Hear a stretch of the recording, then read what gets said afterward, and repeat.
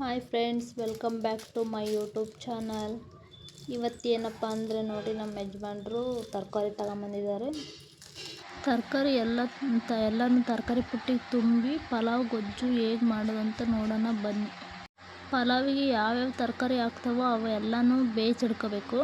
ಆಮೇಲೆ ಟೊಮೊಟೊ, ಹಸಿಮೆಣ್ಸಿನ್ಕಾಯಿ, ಆಮೇಲೆ ಈರುಳ್ಳಿ, ಸ್ವಲ್ಪ ಕೊತ್ತಂಬರಿ ಸೊಪ್ಪು ಇದನ್ನೆಲ್ಲ ಹೆಚ್ಚಿಡ್ಕೋಬೇಕು. ಶುಂಠಿ, ಬೆಳ್ಳುಳ್ಳಿ, ಸ್ವಲ್ಪ ಮಸಾಲೆ, ಕೊತ್ತಂಬರಿ ಸೊಪ್ಪು ಇವನ್ನೆಲ್ಲ ರುಬ್ಬಿಡ್ಕೋಬೇಕು. ಒಂದು ಬಾಣಲಿಗೆ ಎಣ್ಣೆ, ಸ್ವಲ್ಪ ಮಸಾಲೆ, ಪಲಾವ್ ಎಲೆ, ಈರುಳ್ಳಿ, ಹಸಿಮೆಣ್ಸಿನ್ಕಾಯಿ ಇದನ್ನೆಲ್ಲ ಹಾಕಿ ಚೆನ್ನಾಗಿ ಫ್ರೈ ಮಾಡಬೇಕು. ನೋಡಿ, ಮಸಾಲೆ ಈ ಥರ ಪೇಸ್ಟ್ ಮಾಡಿದ್ದೀನಿ. ಈರುಳ್ಳಿ ಆಮೇಲೆ ಹಸಿಮೆಣ್ಸಿನ್ಕಾಯಿ ಮಸಾಲೆ ಎಲ್ಲ ಚೆನ್ನಾಗಿ ಫ್ರೈ ಮಾಡಿದ್ದೀನಿ. ಅದೆಲ್ಲ ಚೆನ್ನಾಗಿ ಇದಾಗಿದೆ. ಈಗ ರುಬ್ಬಿರೋ ಅಂಥ ಮಸಾಲೆ ಹಾಕ್ತಾಯಿದ್ದೀನಿ. ಹಾಕಿ ಅದು ಚೆನ್ನಾಗಿ ಹಸಿ ವಾಸನೆ ಎಲ್ಲ ಹೋಗ್ಬೇಕು. ಆ ಥರ ಫ್ರೈ ಮಾಡ್ಕೋಬೇಕು. ಹಸಿ ವಾಸನೆ ಹೋಗೋ ತನಕ ಫ್ರೈ ಮಾಡ್ಕೋಬೇಕು. ಹಸಿ ವಾಸನೆ ಹೋದ್ಮೇಲೆ ಅದು ಎಣ್ಣೆ ಎಲ್ಲ ಮೇಲೆ ಬರುತ್ತೆ, ಆವಾಗ ಅಲ್ಲಿ ತನಕ ಫ್ರೈ ಮಾಡಬೇಕು. ಆಮೇಲೆ ಫ್ರೈ ಮಾಡಿದ ಮೇಲೆ ಅದಕ್ಕೆ ಟೊಮೊಟೊ ಹಾಕಿ ಚೆನ್ನಾಗಿ ಅದನ್ನು ಫ್ರೈ ಆಗಬೇಕು. ಅದು ಫ್ರೈ ಆಗಬೇಕಪ್ಪ ಅಂದರೆ ಅದಕ್ಕೆ ಸ್ವಲ್ಪ ಅರಿಶಿನ ಪುಡಿ ಸೇರಿಸ್ಬೇಕು. ಅರಿಶಿನ ಪುಡಿ ಸೇರಿಸಿ ಚೆನ್ನಾಗಿ ಫ್ರೈ ಮಾಡಿದರೆ ಟೊಮೊಟೊ ಎಲ್ಲ ಚೆನ್ನಾಗಿ ಮೆತ್ತಗಾಗಿರುತ್ತೆ. ನೋಡಿ, ಈಗ ಟೊಮೊಟೊ ಹಾಕ್ತಾಯಿದ್ದೀನಿ. ಅದೆಲ್ಲ ಚೆನ್ನಾಗಿ ಫ್ರೈ ಆದಮೇಲೆ ಟೊಮೊಟೊ ಹಾಕಿ ಸ್ವಲ್ಪ ಹೊತ್ತು ಬಿಡಬೇಕು. ಅದು ಪೇಸ್ಟ್ ಹಾಕಿದ್ಮೇಲೆ ನಾನು ಟೊಮೊಟೊ ಹಾಕ್ತಾಯಿದ್ದೀನಿ. ಇರ್ತೀವಲ್ಲ ಆ ತರಕಾರಿಗಳನ್ನೆಲ್ಲ ಅದಕ್ಕೆ ಹಾಕಬೇಕು. ಹಾಕಿ ಅದನ್ನು ಚೆನ್ನಾಗಿ ಫ್ರೈ ನೋಡಿ, ತರಕಾರಿ ಎಲ್ಲ ಬೇಯಿಸಿಡ್ಕೊಂಡಿದ್ದೀನಿ ನಾನು. ನೋಡಿ, ಕುಕ್ಕರಿಗೆ ಹಾಕಿ ಒಂದು ವಿಷಲ್ ಹೊಡೆಸ್ಕೊಂಡ್ರೆ ಸಾಕು. ತರಕಾರಿ ಚೆನ್ನಾಗಿ ಬೆಂದಿದ್ದಾವೆ ತರಕಾರಿ ಎಲ್ಲ. ನೋಡಿ, ಈ ಕಡೆ ಇದೆಲ್ಲ ಕುದೀತಾ ಇದೆ. ಈಗ ತರಕಾರಿನೆಲ್ಲ ತೆಗೆದ್ಬಿಟ್ಟು ಇದಕ್ಕೆ ಹಾಕ್ತಾಯಿದ್ದೀನಿ.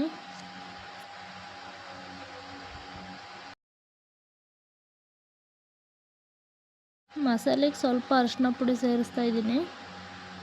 ಅರಿಶಿನ ಪುಡಿ ಜೊತೆಗೆ ಸ್ವಲ್ಪ 1 ಸ್ಪೂನಷ್ಟು ಉಪ್ಪು ಹಾಕ್ತಾಯಿದ್ದೀನಿ. ನೋಡಿ, ತರಕಾರಿ ಬೇಯಿಸಿರೋಂಥದ್ದು ಹಾಕ್ತಾಯಿದ್ದೀನಿ ಇವಾಗ.